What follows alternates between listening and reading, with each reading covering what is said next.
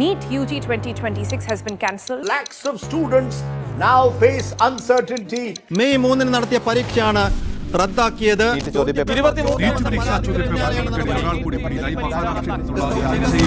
NEET exam cancel ആയ കാര്യം നിങ്ങൾ അറിഞ്ഞിട്ടുണ്ടാവും.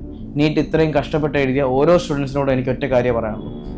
അടുത്ത എക്സാമിനേഷൻ എങ്ങനെ പോയാലും ഒരു 1 മന്തിനകത്തായിരിക്കും റീകണ്ടക്ട് ചെയ്യുക. കാര്യം വെച്ചാൽ ഈ ക്വസ്റ്റ്യൻ പേപ്പർ വീണ്ടും റീപ്രിൻറ്റ് ചെയ്ത് ഈ ഇന്ത്യയിലുള്ള എല്ലാ ടെസ്റ്റ് സെൻറ്ററിലും അയച്ചു കൊടുത്ത് റീസപ്ലൈ ചെയ്ത് ഇൻവിജിലേറ്റേഴ്സും കാര്യങ്ങളും എല്ലാം സെറ്റ് ചെയ്തതിനു ശേഷം ഒരു ടൈം എടുക്കും.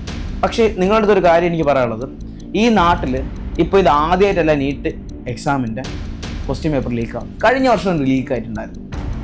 ഇതിൻ്റെ അകത്ത് ഏറ്റവും വലിയ കോമഡി എന്ന് വെച്ചാൽ നിങ്ങൾ ഈ സൈഡിൽ കാണുന്ന സംഭവം ടെലിഗ്രാം ഗ്രൂപ്പിൽ ക്വസ്റ്റ്യൻ പേപ്പർ ലീക്കായതിൻ്റെ ഇത് വന്നതാണ്. നിങ്ങൾ നോക്കുക, ഇത്രത്തോളം ക്രമക്കേട് ഈ രാജ്യത്ത് നടക്കുന്നുണ്ട്. ഈ രാജ്യത്തെ ഭരണകർത്താക്കളെ അല്ല കുറ്റം പറയുന്നത്. ഈ ഒരു പെർട്ടിക്കുലർ ടെസ്റ്റിംഗ് ഏജൻസിയിൽ നിന്ന് അവരുടെ ഹൈലി കോൺഫിഡൻഷ്യൽ ആയുള്ള ഈ ക്വസ്റ്റ്യൻ പേപ്പേഴ്സ് ലീക്ക് ആവണമെങ്കിൽ അത്രയും ഹയർ അതോറിറ്റീസിലുള്ള ഉദ്യോഗസ്ഥർ വിചാരിച്ചാൽ മാത്രമേ നടക്കത്തുള്ളൂ.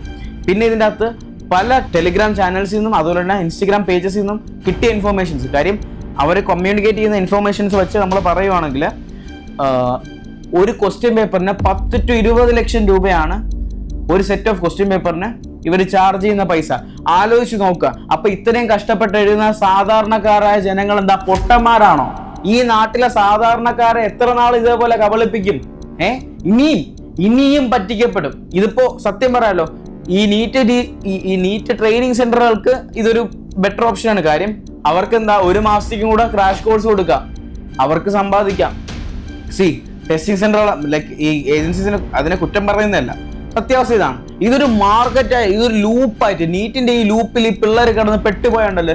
4-5 വർഷം കഴിഞ്ഞ് പുറത്തിറങ്ങുന്ന പിള്ളേരുണ്ട്. ആ 4-5 വർഷം കഴിയുമ്പോൾ നാട്ടിൽ കിട്ടാതെ അബ്രോഡ് MBBS അഡ്മിഷൻ എടുക്കുന്നവരുണ്ട്. നിങ്ങൾ ഈ റിപ്പീറ്റ് ചെയ്ത് പോവാതെ ഫസ്റ്റ് ഓഫ് ഓൾ നിങ്ങൾ ക്വാളിഫൈഡ് മാർക്ക് കിട്ടുകയാണെങ്കിൽ അബ്രോഡ് പഠിക്കാൻ പോകും. അബ്രോഡ് MBBS അഡ്മിഷൻ എടുക്കുക. ഉസ്ബെക്ക് നല്ലൊരു ഓപ്ഷനാണ്. കാര്യം ഫീസ് കുറവാണ്. $3500 വരുന്നുള്ളൂ പെർ ഇയർ ട്യൂഷൻ ഫീസ്. അല്ലാന്നുണ്ടെങ്കിൽ തജിക്കിസ്ഥാൻ, അതും അറൗണ്ട് ഈ സെയിം ഫീസ്. പിന്നെ ഉള്ളത് ഏതാ?